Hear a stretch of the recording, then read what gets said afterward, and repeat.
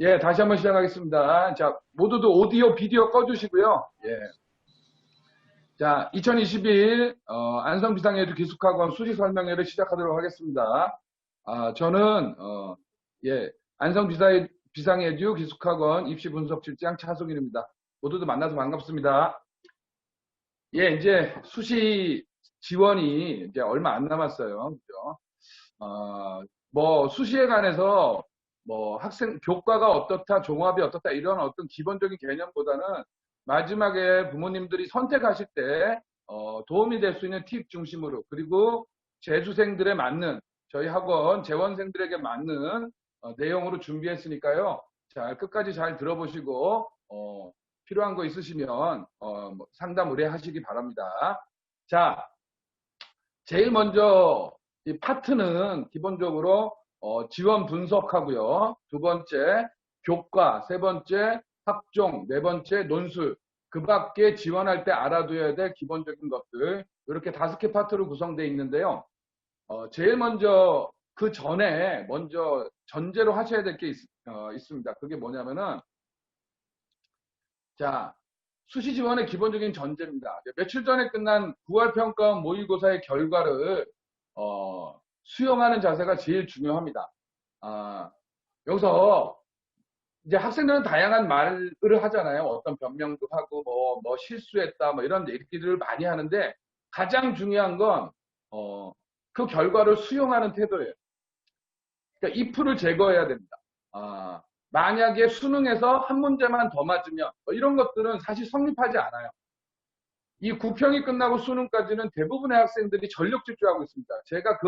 제가 내가 하나만 더 맞았으면 1등급이었어. 뭐 이렇게 얘기들을 많이 하는데 사실은 그 하나를 더 맞기 위한 노력 모든 학생이 한다고 생각하시면 돼요. 그래서 내가 실제로 하나를 더 맞게 된다 하더라도 등급은 여전히 제자리에 있을 가능성이 굉장히 높습니다.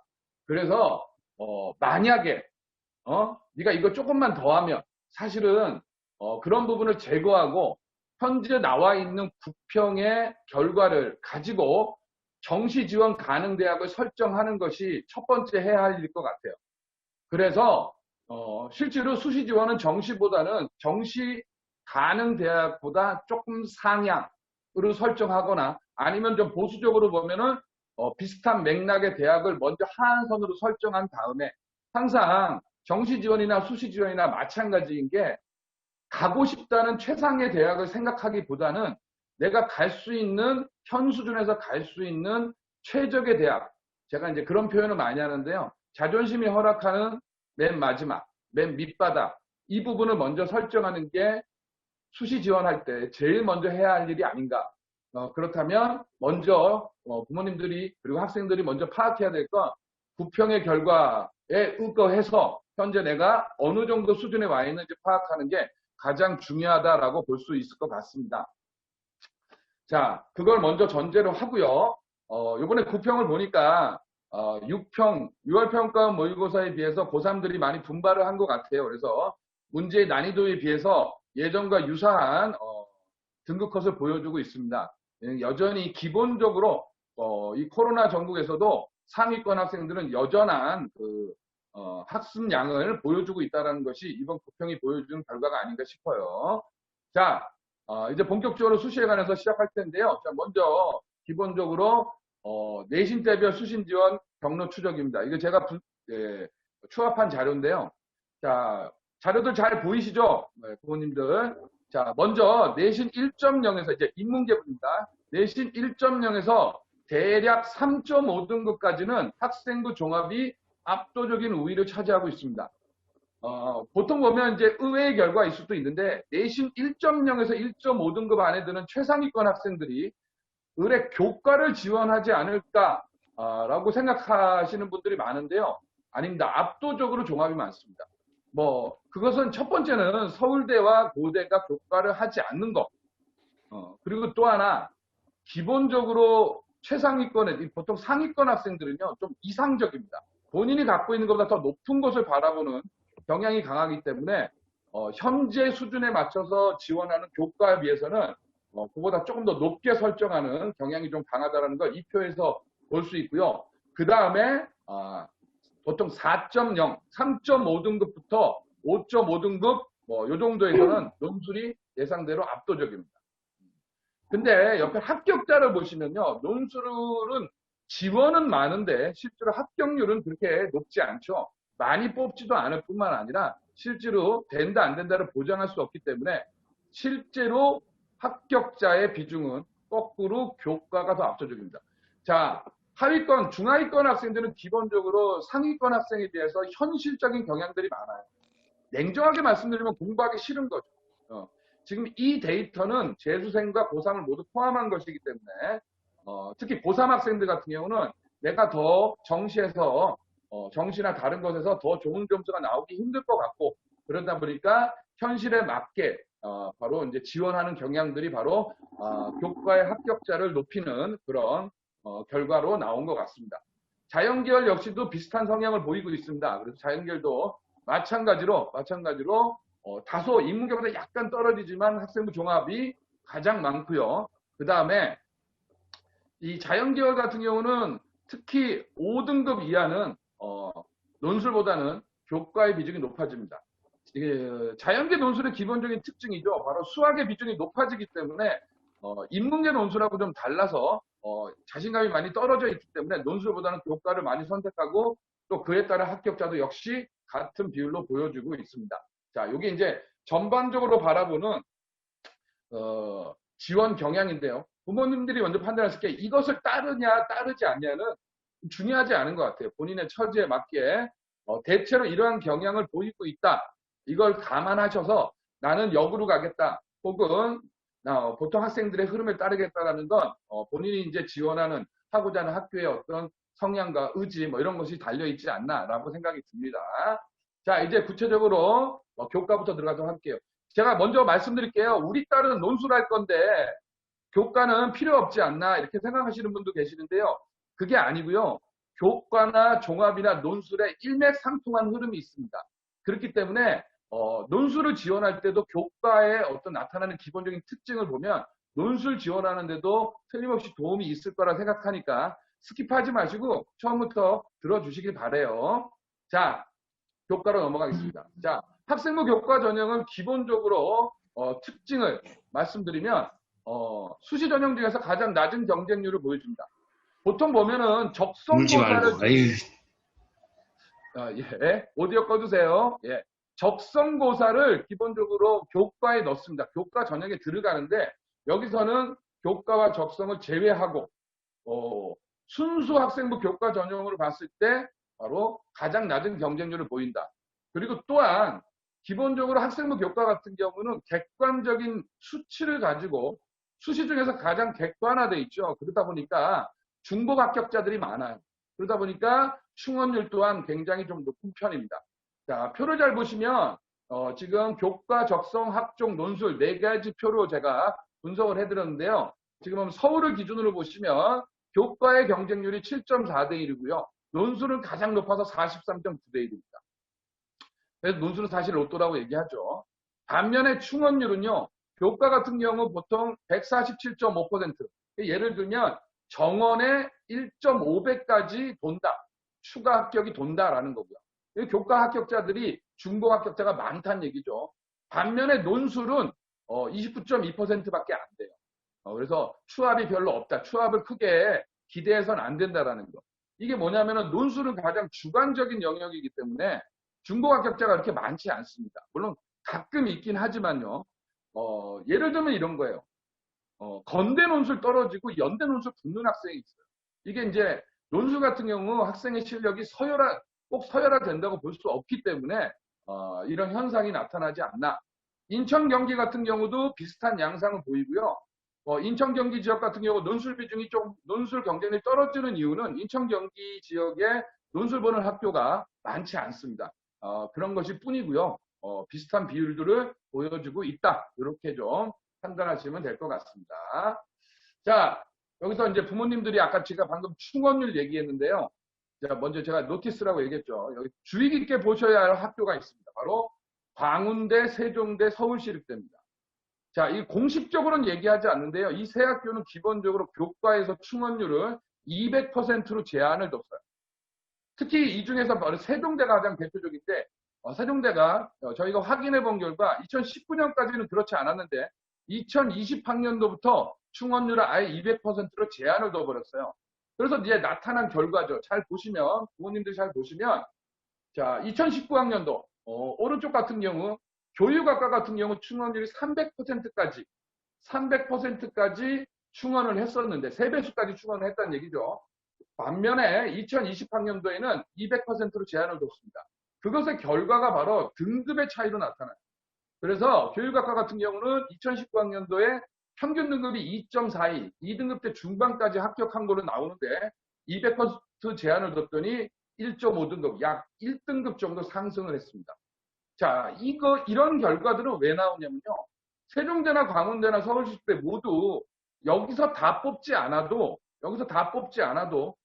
정시에 2월하면 충분히 학생을 모집할 수 있다는 것 때문에 이런 결과가 나오는 것 같아요. 자연계, 밑에 있는 자연계 역시도 마찬가지입니다. 자연계도 적게는 지금 보면 화학과 같은 경우는 거의 1등급 이상 평균 등급 차이가 났고요. 작게는 0.23등급에서 많게는 1등급 이상 바로 평균 등급이 올라가 있음을 알 수 있습니다. 그래서 이 새 학교 지원하실 때 부모님들이 각별히 유의하시고 좀 점수에 맞춰서 지원하는 그런 경향을 보이는 게 좋을 것 같다는 생각이 듭니다. 자, 변수. 자, 이게 제가 아까 처음에 말씀드렸듯이 교과나 종합이나 논술이나 이 부분을 가장 염두에 두셔야 돼요. 교과에도 변수가 있습니다. 그게 바로 최저학력 기준이에요. 최저학력 기준. 제가 예시로 서울 시내 주요 여대를 지금 좀 깔아놨는데요. 자, 여대는 냉정하게 말씀드리면 서열이 어느 정도 정해져 있고 비슷비슷한 레벨로서 서울여대, 동덕여대, 덕성여대를 들 수 있어요. 그래서 여기서 부모님들이 보셔야 할 게 지금 서울여대와 덕성여대를 비교해 보시면 좋을 것 같습니다. 자, 이 서울여대 같은 경우는요, 교과의 최저가 2개 합 7등급이에요. 2개 합 7등급. 반면에 덕성여대는 3개 등급 합 8등급입니다. 굉장히 세게 봤죠, 덕성여대가 지금. 이게 굉장히 중요한 차이가 있는데요. 평균으로 따져서 최저를 보시면 안 되고요. 2개냐 3개냐는 산술적인 계산 이상의 난이도입니다. 그래서 3개 영역을 포함하면 굉장히 난이도가 높다라고 보시면 돼요. 자, 그 결과가 어떻게 나왔냐? 서울여대 같은 경우는 2합 7이기 때문에 2합 7, 합격자 평균 등급이 75% 컷, 약 1.9등급으로 나오는데요. 덕성여대는 3.0등급까지입니다. 이 말은 덕성여대에 최저를 맞춘 학생들이 그만큼 적다라는 얘기예요. 충원율 자체가 떨어질 수밖에 없죠. 그러니까 이 최저학력 기준이 어느 정도 합격선에 특히 이제 여기서 지금 75% 컷이라고 나와 있지 않습니까? 그리고 평균 등급이에요. 75% 컷이 저렇다면은 최종 합격자의 컷은 훨씬 더 낮아질 수도 있다. 예를 들면 덕성여대 같은 경우는 제가 보기에는 3.5등급 대 혹은 심하면 4등급 대 초반까지도 합격한 과가 틀림없이 있을 거라고 생각이 들어요. 그러니까 만약에 본인이 교과가 좀 불리하다 했을 경우에는 그리고 정시에 좀 자신이 있을 경우에는 바로 이제 이렇게 최저가 좀 강한 시쳇말로 약간은 빡센 그런데 지원하시면 또 의외의 결과가 나올 수 있다라고 생각이 듭니다. 이런 것들은 지금 논술 준비가 되지 않았는데 보통 이런 학생들 많잖아요. 논술 준비를 하기는 좀 부담스럽다. 근데 그냥 수시는 논술을 넣겠다. 사실 논술을 준비하지 않고 합격하기란 진짜 굉장히 힘든 케이스입니다. 이런 학생들 같은 근데 내신이 어느 정도는 된다라고 하는 학생들은 6개 중에서 한 2개 정도는 정시에 집중한다는 의미도 부여할 겸 이런 것을 한번 골라서 지원하는 것도 하나의 좋은 방법이 되지 않을까라고 생각이 들어요. 자, 마지막에 밑에도 보시면 강원대, 경북대, 상명대의 바로 최저 충족률을 제가 보여드렸는데요. 보시면 지금 경북대가 3개 합 아닙니까? 경북대 그래서 보면 경북대 특히 자연계열 같은 경우는 최저를 충족한 비율이 37%밖에 안 됩니다. 100명 중에 37명만이 이 최저학력 기준을 통과했다. 이런 얘기죠. 그렇다면 실질 경쟁률은 3분의 1 이하로 떨어져요. 예를 들면 6대 1이면 본 과에서 6대 1의 경쟁률이 나왔다면 실질 경쟁률은 2대 1이다. 2대 1일 경우는요. 마지막 합격자의 컷은 알 수 없습니다. 실제로.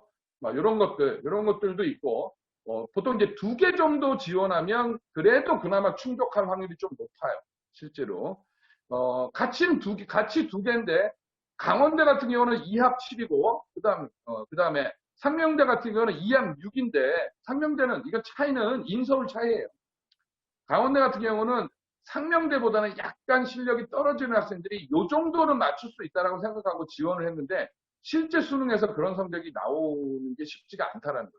기본적으로. 그래서 더 최저가 완화됐음에도 불구하고 50%밖에 안 되고 상명대 같은 경우는 물론 서울의 좀 하위권 대학이긴 하나 그래도 인서울의 장점을 갖고 있기 때문에 보통 3분의 1 정도, 3분의 2 가까이 바로 최저를 충족한다. 이렇게 우리가 분석할 수 있을 것 같습니다. 자, 두 번째 변수는 최저학력 기준과 또 마찬가지 변수인데요. 바로 면접이에요.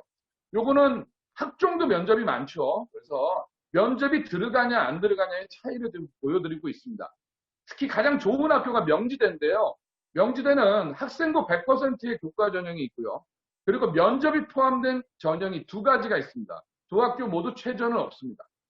자, 학생부 교과 100%, 학생부 100%의 전형일 경우는 합격 평균이 2.26 등급이 나오는데 면접이 들어갈 경우는 2.83.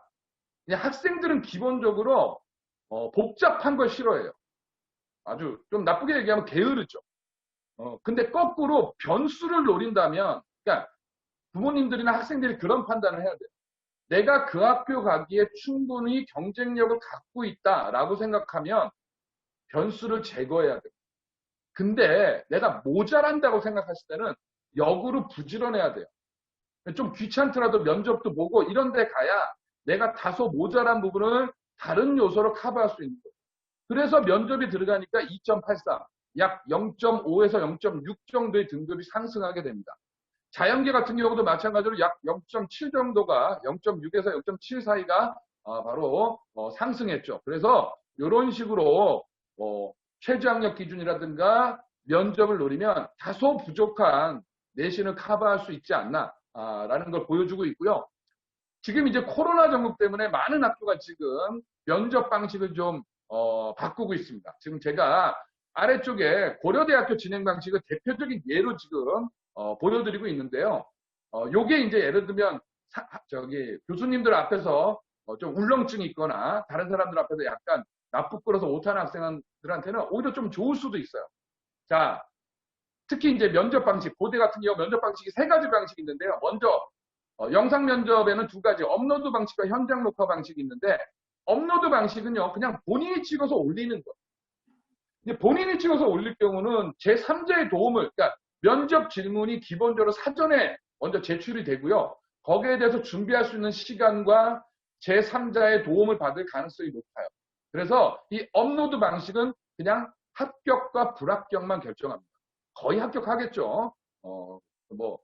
예를 들면, 자기가 떨어질 요양을 아주 불량하게 자기가 찍어서 올렸다면, 그런 경우가 아주 극소로 나타나겠고요. 대부분 이거는 변별력이 없다고 좀 봐야 될 것 같아요. 현장 녹화 방식은요, 당일날 가서 방에 들어가시면, 교사실로 들어가시면, 그때 이제 감독하시는 분이 질문을 드립니다. 그리고 일정한 시간, 예를 들면 24분, 이렇게 일정한 시간을 주고 숙독 시간을 준 다음에 학생이 이제 머릿속으로 정리하고 그리고 거기서 녹화를 하는 거예요. 그러니까 그 학교 가서 녹화를 하는 겁니다.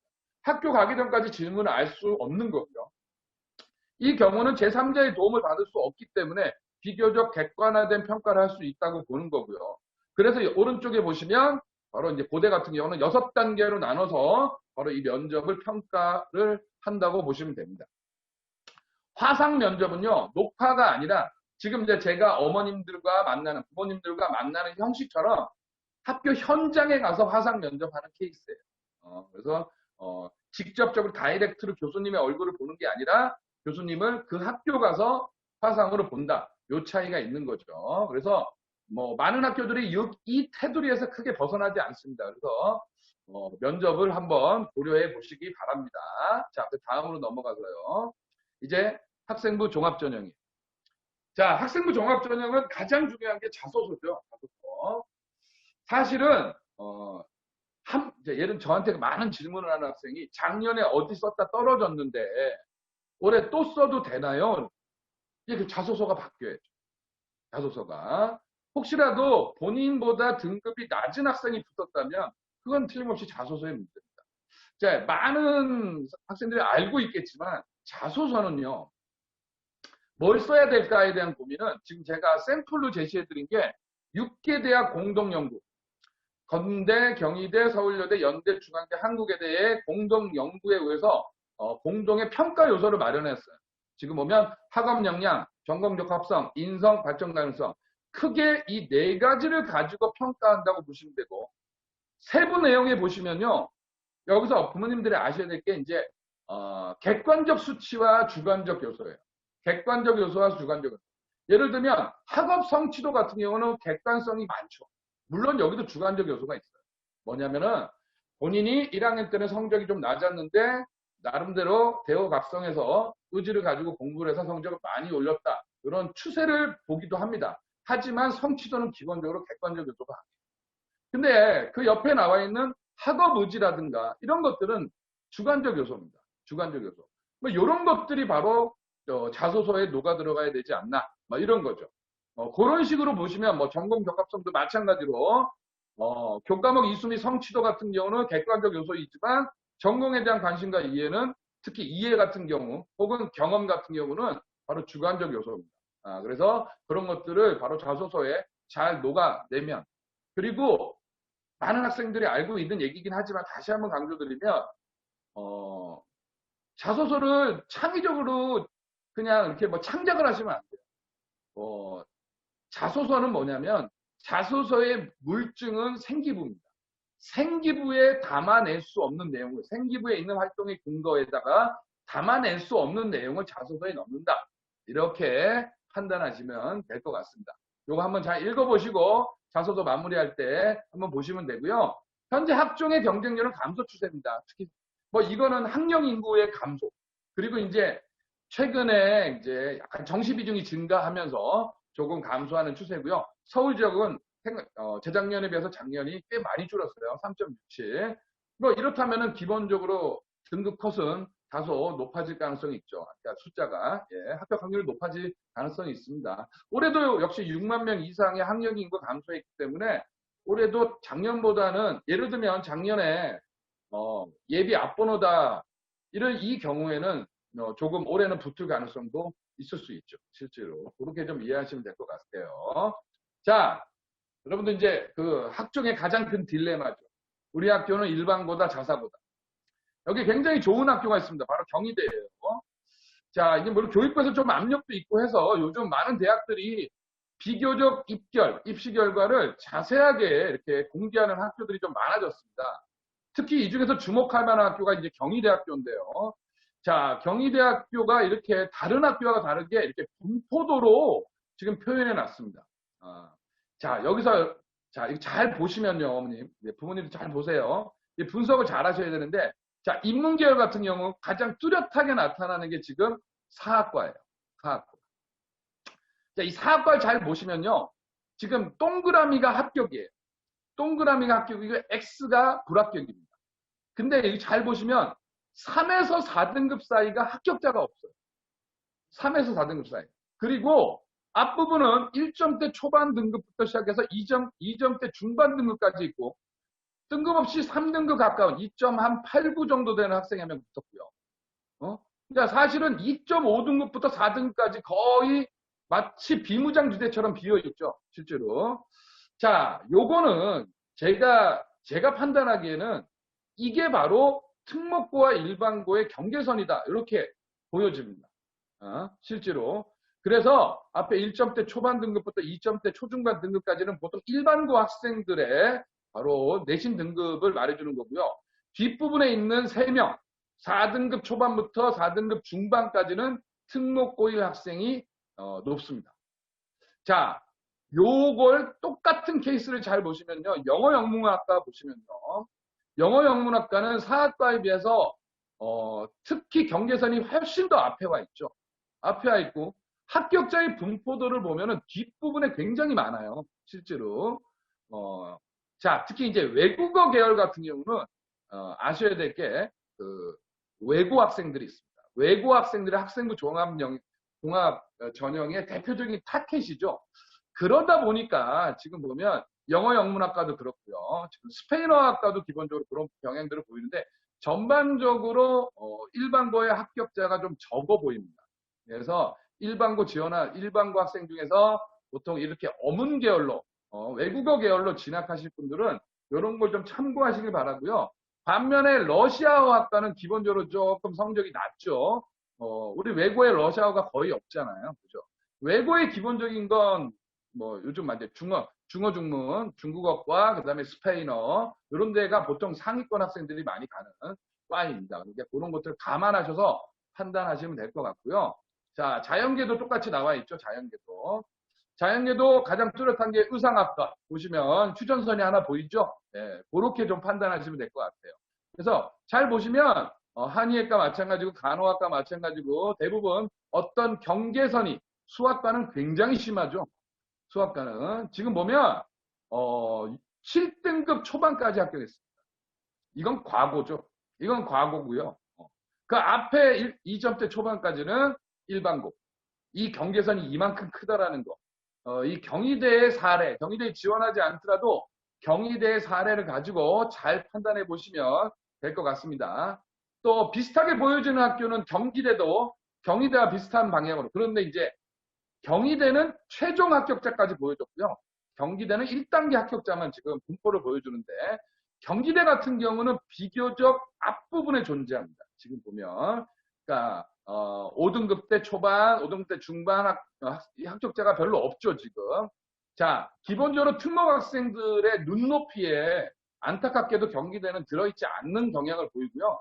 대부분의 합격자들이 아마 일반고로 추정이 됩니다. 그래서 상당히 앞부분에 그러다 보니까 내신 등급이 조금 앞쪽에 많이 쏠려 있는 경향들을 보이고 있습니다.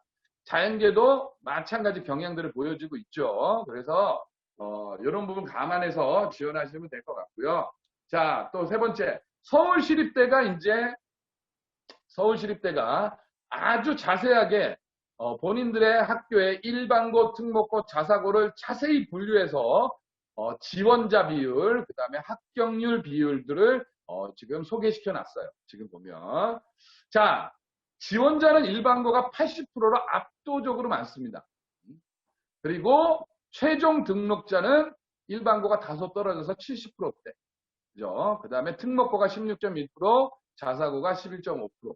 자, 합격 비율로 놓고 보면 특목고의 비율이 제일 높다는 얘기죠. 기타는 검정고시라고 보시면 됩니다. 그리고 지금 보면 그 아래쪽, 또 중요한 표는 그 아래쪽이죠.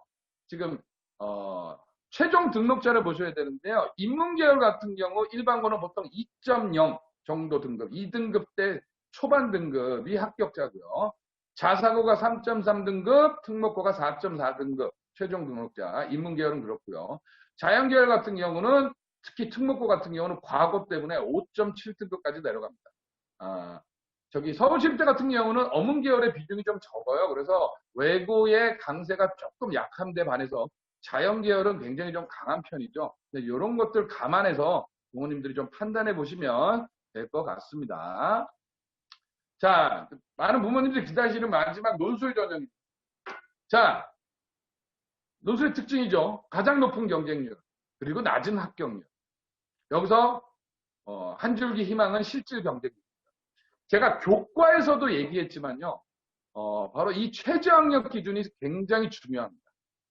지금 현재 논술을 실시하는 학교 중에서 의학 계열을 제외하고 가장 높은 수준의 최저학력 기준은 바로 성균관대학교.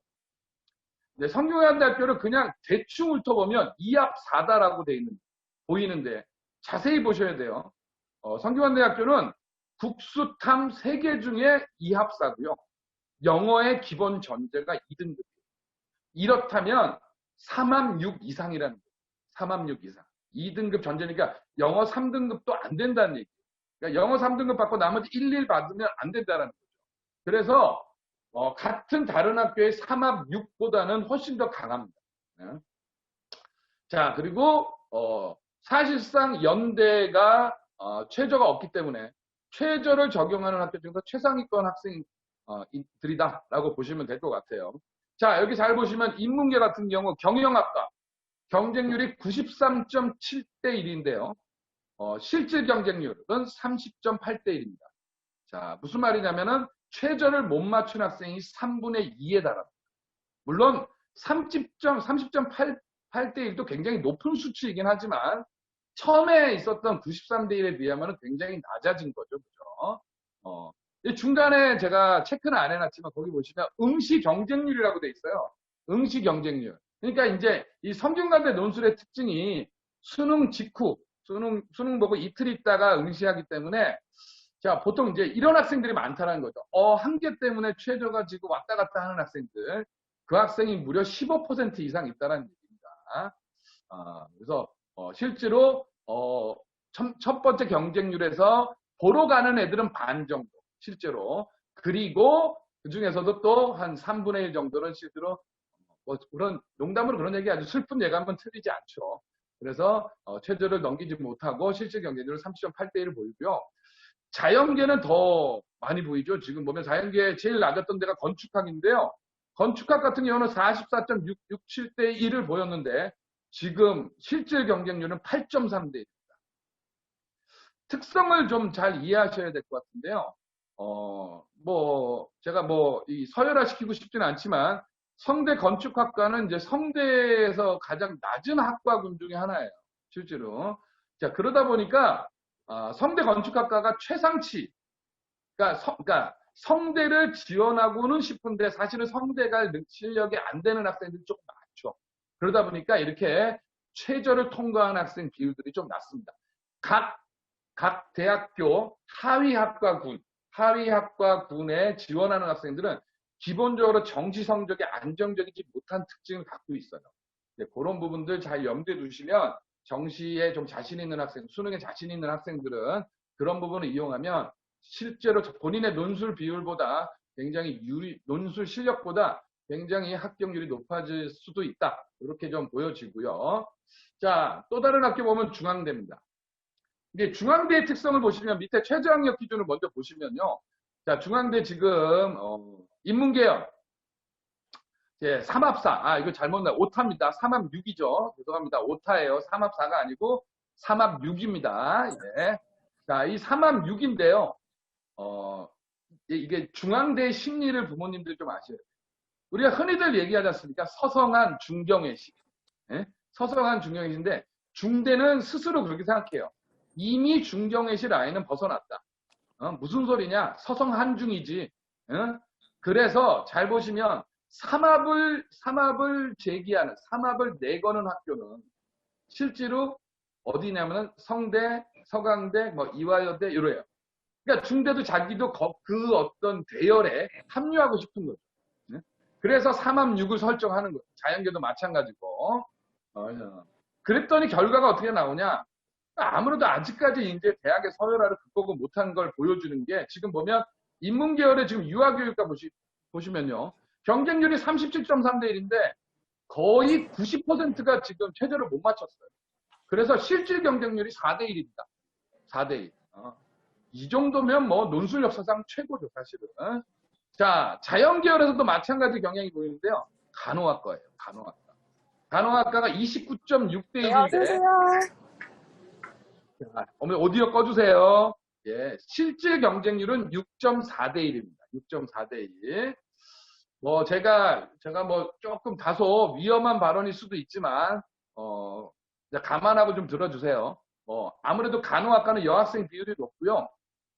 아직까지는 여학생들이 논술에 강한 모습을 보여주지 못하는 것 같아요. 전반적으로. 물론, 강한 학생들도 굉장히 많습니다. 그래서, 이런 경향들도 좀 많이 보여지는 것 같아요. 자, 다음으로 넘어가겠습니다.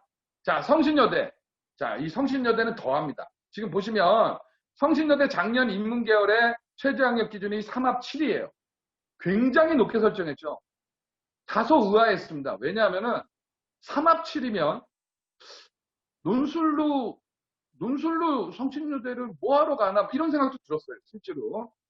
그러니까 예를 들면 이 경우는 치명적으로 한 과목을 굉장히 못 보는, 예를 들면 뭐 수학하고 영어하고 탐구는 굉장히 잘하는데 국어가 아주 성적이 안 나오는, 반대로 뭐 수학이 너무 안 나오는 이런 학생들을 제외하고는 비슷하게 나오기만 하면 제가 보기에는 3합7 정도면 뭐 과에 따라 좀 차이가 있겠지만, 그리고 또 뭐 예를 들면 이거는 아주 딱 떨어져서 얘기할 수는 없지만 그 등급이 뭐 예를 들면 1에 가까운 2냐 3에 가까운 2냐에 따라서 달라지기도 하지만 정시로도 어느 정도 승부가 된다고 저는 생각이 들어지거든요. 그래서 어쨌든 성신여대도 굉장히 본인의 레벨들을 높게 설정했습니다. 이화여대가 3합 6이니까 그 근접한 3합 7까지 설정을 했는데요. 실제로 결과는 사실 대참사죠, 지금.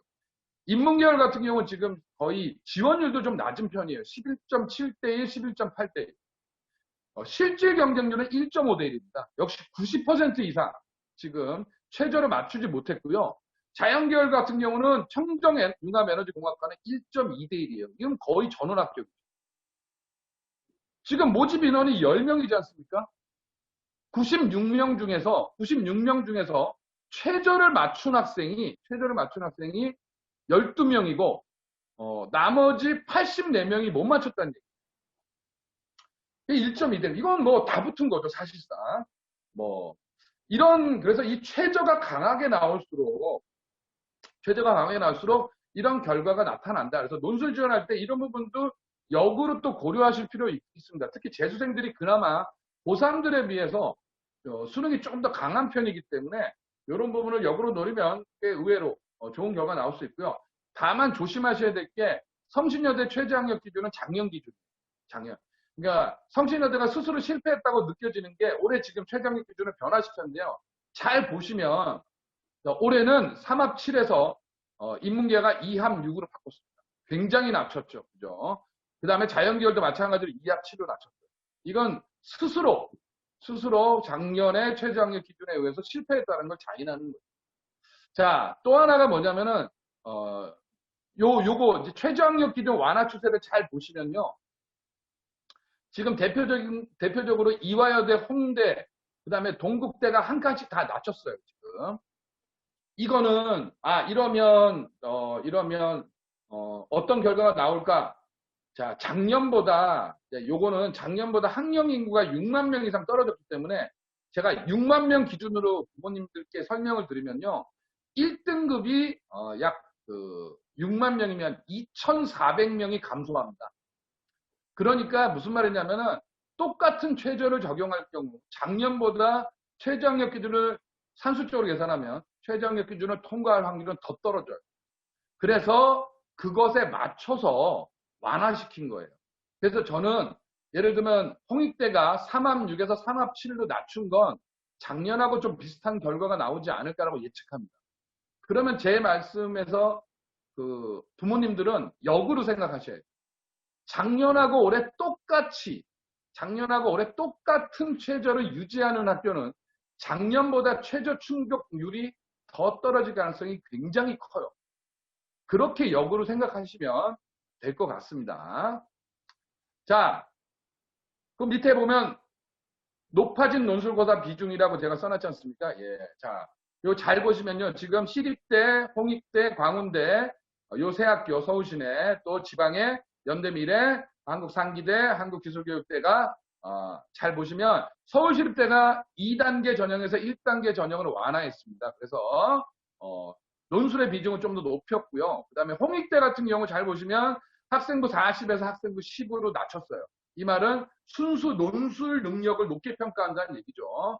광운대, 나머지 학교들도 그렇게 논술 비중을 높였다라는, 요 학교들은 예전에 비해서 논술 비중을 높였다라는 사실을 염두에 두시고 임하시면 될 것 같고요. 자, 그래서 이제 논술에 관해서 가장 대표적인 학교죠. 지금 최저를 보지 않는 한양대입니다. 자, 이 한양대가 좀 재미있는 케이스가 나오는데요. 한양대는 자, 의학계열은 빼겠습니다. 인문계가 두 가지 시험이 있고요. 두 개의 다른 시험지가 있고요. 자연계열이 의학계열까지 합하면 4개, 의학계열 빼면 3가지의 다른 시험지가 있습니다. 자, 그런데 이게 오전, 오후에 따라서 성적이 좀 다른데요. 특히 인문계열 같은 경우, 특히 인문계열의 인문시험지 같은 경우 국어교육과의 평균 성적이 96.25예요. 논술. 거의 퍼펙트하게 썼다는 얘기죠. 반면에 연극영화과나 사학과 같은 경우는 83에서 84점 정도로 보여집니다. 그래서 실제로 같은 시험지의 성적이 13점 이상 차이 납니다. 이런 것들도 역으로 여러분들이 논술 실력이 조금 떨어지는 학생들은 이런 걸 역으로 좀 활용하시기 바라고요.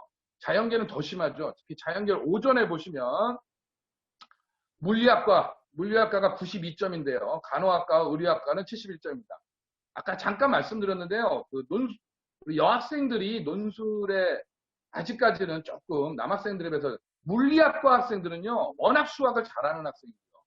한양대 자연계 논술 같은 경우는 수능 킬러 문항보다 좀 더 어렵다라는 수준의 수학만 보지 않습니까? 그래서 수학에 굉장히 강점이 있는 학생들과 조금 약한 또 여학생들이 좀 많은 과 같은 경우는 이렇게 차이가 굉장히 심하게 납니다. 마이너스 25점 차이 나죠. 이거는 거의 한 문제 이상 차이 나는 것 같아요. 자, 자연계열 그 다음에 오후도 거기까지는 안 되지만 10점에서 14점 정도 차이가 나고요. 오후 1에 보시면 수학과가 77인데 다소 의외가 수학교육과가 62예요. 그러니까 수학과에 지원하는 학생들은 수학 실력이 자신 있는 학생인데 수학교육과에 지원하는 학생들은 수학도 수학이지만 다른 것에 조금 염두에 둔 학생이지 않나. 역시 이것도 조금 이제 성비 차이가 있지 않나라고 생각이 들고요.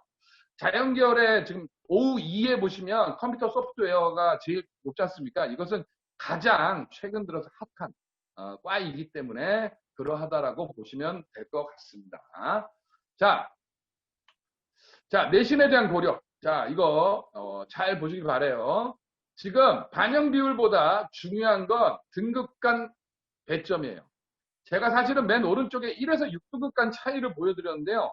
사실 논술은 3등급이 거의 최상급입니다. 3등급. 1, 2등급 학생들은요.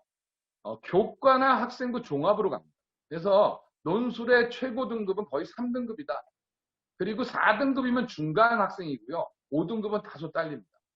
그래서 학교마다 좀 배점 차이가 있는데요. 지금 보시면 서강대 같은 경우는 1등급에서 6등급까지 2점밖에 차이 안 나요. 특히 3에서 6등급도 0점 몇이죠? 0.8 정도, 1.2 정도밖에 차이 나지 않습니다. 그래서 6등급도 지원이 가능해요. 6등급도. 근데 이제 전제로 할게 이건 고3입니다. 서강대는 재수생부터 비교 내신이에요. 그래서 우리 좀 듣고 계시는 부모님들 우리 딸 서강대 가고 싶어 하는데 내신 때문에 좀 힘들지 않나라고 7등급인데 힘들지 않나 이렇게 생각하시는 분들 가능합니다. 예. 어차피 내신 없어져요. 그러니까 수능 성적에 기반해서 내신을 따로 산정합니다. 자, 그리고 그래서 이제 이 학교가 5등급까지를 원하는지 6등급까지를 원하는지를 이 간격을 보고 판단하시면 되고요. 대표적으로 한국외대 같은 경우는 4에서 5등급이 4점 차이인데 반해서 5에서 6등급은 10점 차이입니다. 그래서 6등급 이하는 6등급부터는 좀 오지 않았으면 동국대도 마찬가지죠. 동국대는 많이 차이 납니다. 22점 차이예요. 4등급에서 5등급이 2점인데 5등급에서 6등급은 22점입니다. 오지 말란 얘기죠. 자, 이런 거. 하지만 이게 다는 아니에요. 지금 이화여대는 굉장히 심하죠. 1등급이 300점이고요. 2등급이 294점입니다.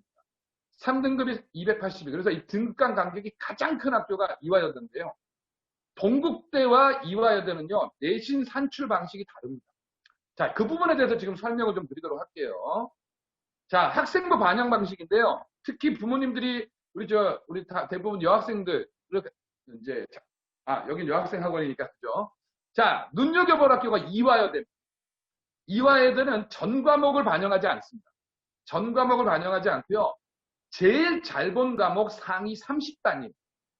예를 들면 국어2를 갖다가 국어2가 5단위짜리인데 1등급 나왔다. 예를 들면 5단위짜리 6개. 모두 1등급이다. 그럼 이 학생이 1등급이에요. 그러니까 제가 이제 학생 상담하면서 계산을 해줬는데요. 실제로 4점 중반대 학생들이 2점대까지 올라갑니다. 자기가 잘 본 걸 뽑은 학생들. 근데 이제 뭐 가끔 그런 학생 있잖아요. 그냥 거의 모든 과목의 성적이 비슷한 학생들은 다소 불리해요.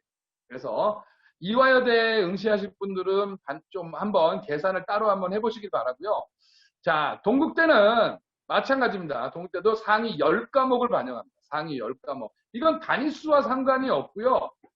그냥 그 단위수로 나눠버리기 때문에 단위수와 상관없이 제일 잘 본 과목 10과목 반영하니까 동국대도 마찬가지로 현재 알고 있는 내신보다 상당히 유리할 수 있고요. 나머지 학교들도 마찬가지고 세종대 좀 조심하셔야 될 게 인문계 과학 교과가 필수 반영된다라는 거. 대부분 국수영산대 세종대는 인문계열 같은 경우는 과학이 들어간다는 사실 염두에 두시기 바랍니다. 그리고 덕성여대도 염두에 두셔야 되는데요. 덕성여대는 지금 보면 인문이 수학이 안 들어가요. 그리고 자연계열은 국어가 들어가지 않습니다. 요것도 감안하셔서 보시면 본인들이 알고 있는 전교과 일대의 내신과 좀 달라진다라는 것들 꼭 확인해 보시고 각 대학의 입학처에 들어가시면요. 전부 다 그걸 계산하는 방식이 다 나와 있으니까 한번 직접 산출해 보는 것도 좋은 방법이라고 생각합니다. 자, 비교내신 적용대학인데요. 지금 방금 말씀드렸지만 서강대는요. 내신이 적용되지 않으니까 비교내신입니다. 본인이 갖고 있는 내신이 지워진다고 보시면 되고요.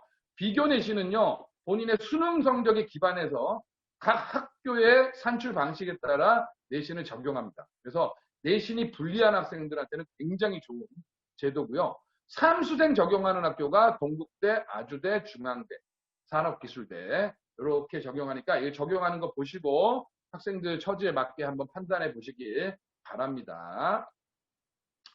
자, 출결인데요. 네, 출결.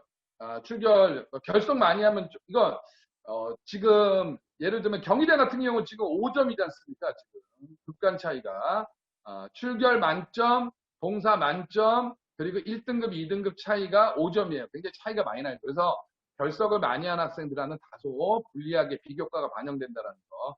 근데 제가 요건 자료를 조금 전에 만드는 건데요. 꼭 확인하셔야 될 게 학교별로 들어가시면요. 코로나 때문에 비교과를 모두 만점으로 하는 학교들이 있습니다. 그 학교들 한번 찾아서 확인해 보시길 바랍니다. 자, 논술고사 일정 변경인데요. 예. 요것도 지금 제가 이제 일자만 얘기했는데 시간대가 많이 벌어져 있어요. 지금. 그래서 요번에는 논술 일정도 많이 감안하셔야 됩니다. 제가 간단히 좀 말씀드리면요. 지금 눈에 띄는 게 숭실대가요. 숭실대가 역사상 유례 없이 수능 다음날 봅니다. 과연 학생들이 인문계열 같은 경우 학생들이 과연 제대로 볼 수 있을까? 뭐 이런 것도 역으로 작용할 수도 있는 부분이고요. 또 연대가 수능 전에서 수능 후로 바뀌었습니다. 경쟁률이 대폭 상승할 가능성이 높다. 라는 거고요. 자연계에 또 경희대 의대가 또 평일인 월요일로 옮겼습니다. 기존에 보여지는 경희대 의대 경쟁률보다 거의 50에서 100% 점프하지 않을까 그렇게 예상이 되고요. 12월 10일 날 보는 세종대가 인문 자연 할 것 없이 시간을 굉장히 벌려놨고요. 심지어 월요일까지 있습니다. 월요일 날은 겹치는 학교가 거의 없기 때문에 세종대 월요일 날 자연계 같은 경우 상당히 경쟁률이 높아질 가능성이 있어요. 자, 우리 학생들 중에서 의대 지망하는 학생들, 자, 자연계 학생들 특히 보시면요. 12월 5일 의대가 세 군데가 있습니다. 카톨릭 의대가 있고요. 그 다음에 경북대가 있고요. 그 다음에 한양대 의대가 또 이날입니다. 잘 생각해 보시면요. 이 지금 경북대가 옮겼어요. 원래 그 다음 주였는데 지금 첫째 주로 옮겼거든요. 자, 이 경북대가 오면서 어떤 변수가 생겼냐면은, 보통 일반적인 케이스는요, 오전에 카톨릭대 의대를 시험을 보고 대부분 오후에 한양대로 몰려갑니다. 의대 지방생들은. 그리고 경북대는 비교적 좀 한산한 날에 했었기 때문에 나름대로 경쟁률이 있었는데 이번에 여기 끼어들었잖아요. 근데 만약에 경북대를 지원할 경우에는 의대를 두 군데를 지원을 못해요. 한 군데밖에 이 물리적 거리 때문에. 그래서 예년에 비해서 경북대 의대의 지원율이 좀 다소 낮아질 가능성이 있지 않나 그렇게 예상이 되어집니다. 그리고 울산대 의대도 마찬가지고. 자, 이런 것도 감안하시고요. 자, 모의논술 분석인데요. 인문계 주목할 게 연대죠. 연대는 시간이 동일한데 자수가 200자 증가했습니다. 자수 채우는데 힘든 학생들한테는 더 어려워졌죠. 그죠? 연대 자연계열 같은 경우 기하 벡터가 단원이 모의논술에서 출제되지 않았습니다. 이 부분에 대해서 논술 선생님마다 의견이 분분한데요. 저는 개인적으로 그래도 준비해야 된다고 생각합니다. 반면에 성대 자연계열은요, 모의논술에서 기하 단원에서 출제를 했습니다. 그래서 지금 기하 단원에 대한 공부를 따로 하셔야 되고요. 그래서 다소 재수생들이 조금 유리하지 않나 그런 생각이 되어집니다. 자, 수시 원서 접수 실전 체크 포인트입니다. 자, 수요일 3일 후에 수요일부터 28일까지 총 6일간 원서 접수가 시작되고요.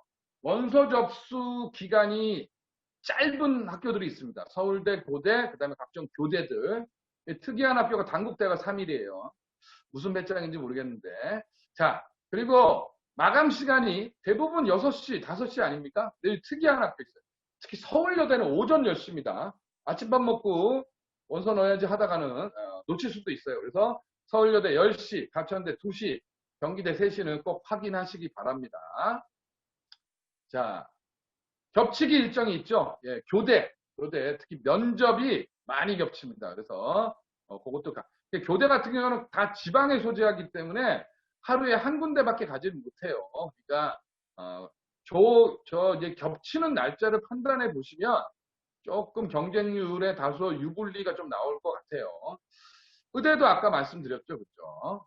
자, 그 다음에 미등록 충원 일정의 변화입니다. 이거 다소 이제 주목할 만한 게 있는데요. 수시 미등록 충원이 서울대와 연대가 하루씩 더 늘렸습니다. 더 많이 뽑겠다는 얘기죠, 그죠?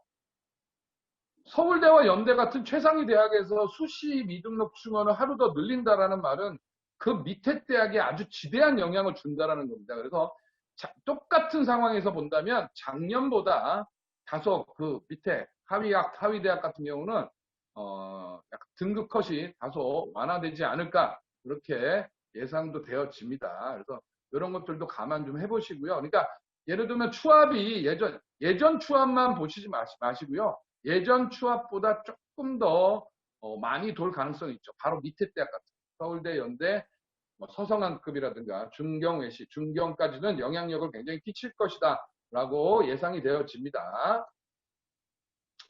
자, 예, 여기까지입니다. 자, 예, 그동안 지금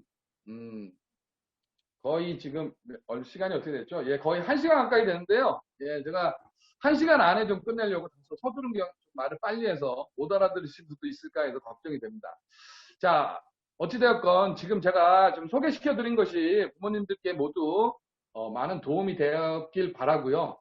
또 궁금하신 거 있으면 학원에 문의하시거나 혹은 담임선생님들하고 한번 상의해 보셔서 수시 지원하는데 모두 차질이 없도록 해 주시고요.